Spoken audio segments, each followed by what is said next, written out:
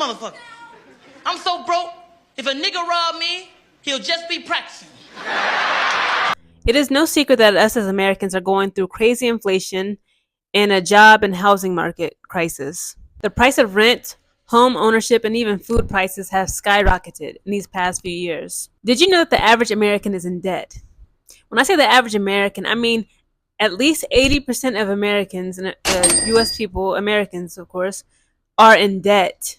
That's crazy. The average American household debt is a whopping $104,215. This average American household debt, this includes mortgages, auto loans, student loans, credit card debt, and other debts combined.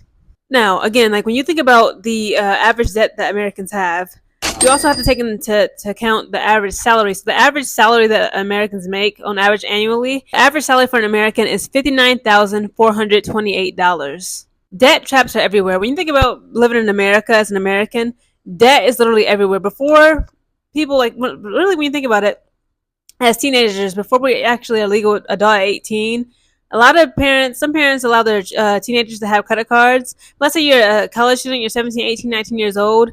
You know, you still got to eat, even though maybe you're not working, you're not able to work, or you have a part-time, full-time job while you're still trying to get your college credits and classes knocked out. Usually you'll have a credit card because you still have to eat, pay for clothing, medicine, be it over the counter, or, copay for dental cleanings and things like that. Like, everywhere you go, it's like, as Americans, we have to borrow money just to live. And that's a damn shame. Society tells us, especially us as millennials, they told us from when we were young, you need to go to college. This is like, they literally mapped out our whole life. They said, this is how you fit into civilization. This is how you thrive and survive in the American civilization. You need to get good grades in elementary, primary, high school. Do good on your SAT, ACTs. Get those grades as high as you possibly can. Get scholarships, grants. Go off to a 4-year college or university.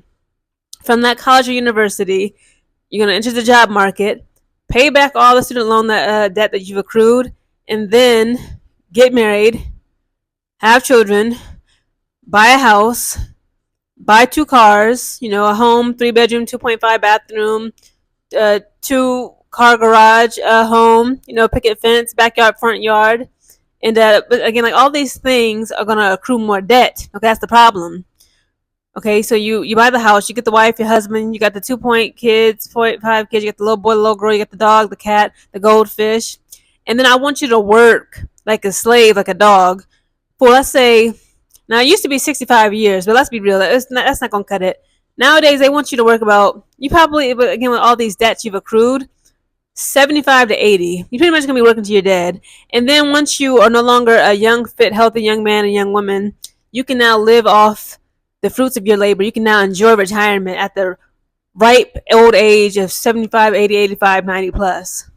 Now, you might have like a couple months or a couple years to live on this planet, but hey, you raise your children, you got some grandchildren, maybe, perhaps not. You can just, plant celery and strawberries in your little garden. And you can just live off of your retirement and now enjoy the fruits of your labor with your bad back, your bad knees, your 2 times hip replacement, half your teeth fucking gone. It's like, this is ridiculous. Like, American society, when you think about it, American society is so sick. And like the work, I'm about to go on around. I'm not even looking at my damn notes no more. Okay, the American system is so sick. The culture, the job culture, work culture is literally, like, the 9 to 5, it literally is the residue of slavery. How can I say, oh, Geneva, you tripping, you're taking it too far. Listen to me. Okay? Back in the slave days, we had the master. Nowadays, we call them a boss. In slave days, we had the plantation. Nowadays, we call it the workplace. Okay, it's not, okay, now, they probably not putting their hands on you. That's another thing. Yes, they are, because, like, the violence in the workplace has skyrocketed. I'm talking about sexual assaults, full-out harassment, combat. You got people beating their boss ass, the boss whooping their employee's ass. You got people, like, getting so frustrated at the job, the toxicity of the job. They come into work with guns. They shooting up the place. They shooting up they co-workers who always running their mouths and fucking gossiping, talking about stupid ass bullshit that nobody cared about. They had enough of them and they disrespect, feeling like they the manager, they the big head bitch in charge, that they really running shit, like they direct traffic when the fuck they don't. They making the same fucking amount of money as you are. They getting paid the same exact wage as you are, but because they buddy with the fucking boss, and the boss is showing favoritism, they feel like they can disrespect you and talk down on you and act like, oh, you 2 minutes late on the job. Like, fuck you. So you're starting to see more and more violence in the workplace because people are tired of the bullshit. When you think about what, as Americans, especially as millennials, we've been through so much shit. It's like now they're talking about a possible war draft going on, all the conflict with Ukraine and Russia, Palestine, Israel. It's like it's just never ending. And then on top of that, it's like we're all the average person is over $100,000 in debt. We're making below $60,000 a year, just below that if you're lucky. Because a lot of these entry level positions you're making, like what if you? I'm not even talking about McDonald's work. I'm talking about like I don't know if you're working entry level at like say the post office, like a government job. You might be making what 22, 18, 22, 25, maybe $30 an hour. But then again, you have to also put in like where you work at. You can be working at the post office in New York City. Okay, it's very high cost of living, and like Charlotte, North Carolina is getting higher. Columbus, Ohio is getting higher. Everywhere, like the cost of living is rising, and it's like it just makes me so it's just tripped out. It's like even like big grown men. Like I'm starting to see like it was a black guy. He was a black man, big burly strong black man. He literally I saw a video of him on TikTok. He literally broke down on his lunch break because he said I don't want to go in there. He said like he started shaking. It's like his body was having a physiological response to the toxicity and the drama and the overall nonsense of his workplace. Like we can't keep going on like this. Like the workplace is so toxic in American culture, and that's why you see like a lot of people like us young millennials and Gen Zers, we're trying to hustle up and we're trying to look into other avenues to make money.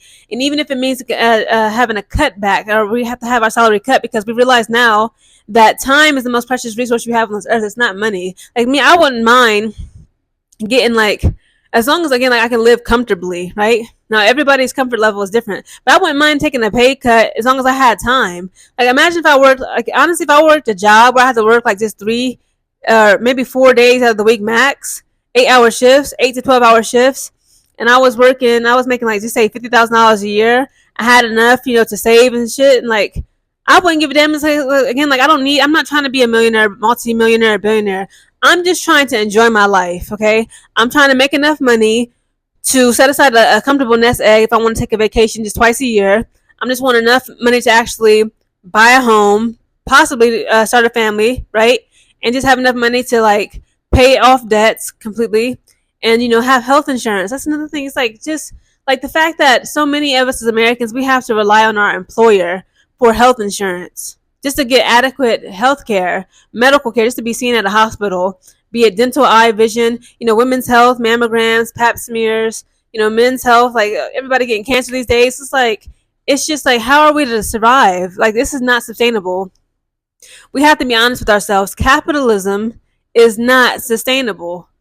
People are not robots, and that's exactly why we have AI technology. You're starting to see a lot of automatic, robotic jobs that's coming in, taking over the human jobs.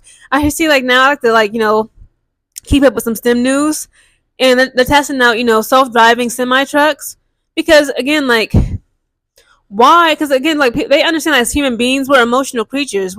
We have needs, we have wants, we have desires, we have fears. Like you can pay this human being $55,000 to $85,000 a year, however truck drivers make, but they get sick. Their wife is pregnant. The woman might be pregnant. She needs maternity leave. The fathers, I believe fathers, they need paternity leave. You got to like care for them as human beings. Now a robot, it's a robot. He ain't got no needs. He or she, whatever the fuck a robot is, right?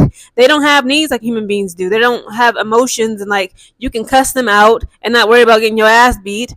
You don't have to give them a 30-minute to an hour lunch break. You don't have to give them maternity care. You see what I'm saying? So it's like these companies are trying to figure out like, what, this shit is not sustainable. People are saying, fuck this job. They want to put their mental health first. So we can no longer invest and pour into human beings as workers. It's time for us to create robots that actually take away these jobs from human beings because we can work robots like slaves.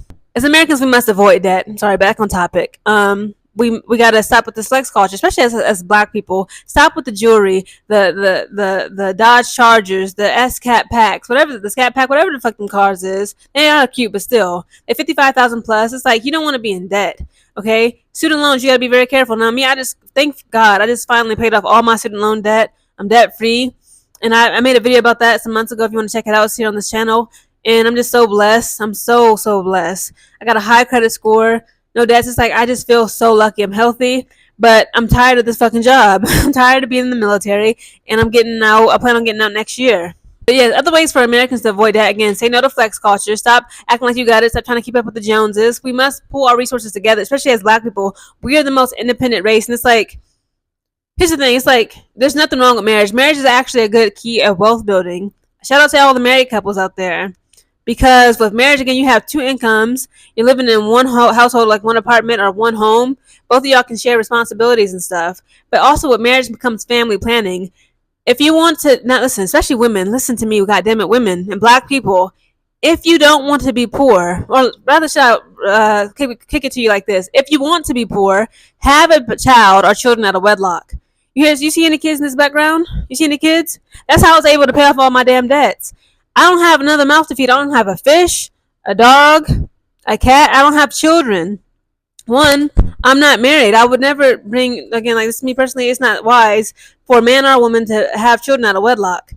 Again, marriage is family building, it's community building, it's nation building. I ain't even conservative, but like all the studies don't lie. Okay, as a woman, if you want to be on the one ticket to poverty, have a child out of wedlock. As a man, if you want to have one ticket to poverty, the motherfucking government taking your license away, you can't leave the country, they didn't take your passport away, they garnishing your check. Get a woman that you don't give a fuck about pregnant, and she's gonna put your ass on child support. Stop having kids out of wedlock. Again, back to pulling our resources together, not being so independent. As black people, especially, there's nothing. Now, listen, it's a. Let me put a little disclaimer on this. There's nothing wrong with living with your parents as long as you have a plan. Now, all these grown ass people, especially with these men, I ain't gonna say no names, but listen, you in your 30s, 40s, 50s plus, you ain't got a dime saved up, but you still living with your mom, smoking up weed on her couch, playing video games, getting drunk, eating boxes of pizza, leaving them all over the fucking place. You're a bum. If you're gonna live with your mom, you're gonna live with your parents. Put money aside. Like most parents, even black parents, will say, like, just give me $200 on the rent here and there, but save your money. Just save, stack. And then I believe that, again, like this is again family building and marriage. Let's say like from the ages of 18 to 25, right? You as a young man or woman, you go to community college. You don't go to the 4-year university, right? You go to a community college. You work a part-time job. You saving your money. You're getting on scholarships and grants. You're stacking money, and then you're staying with your parents until you're 25. At 25, you got about 40, 50,000 plus saved up, right? Then you move in with your husband or wife. You don't have any kids out of wedlock. Again, you're going to combine those resources because you stay with your parents. You wasn't out here trying to struggle. And at 25, from 7 years from working, going to school, you graduate, almost damn near debt free. Again, there's really no need for real to buy a car if your family, your mom, your dad, your brother, siblings, or whatever have a family car, or just try to use public transportation.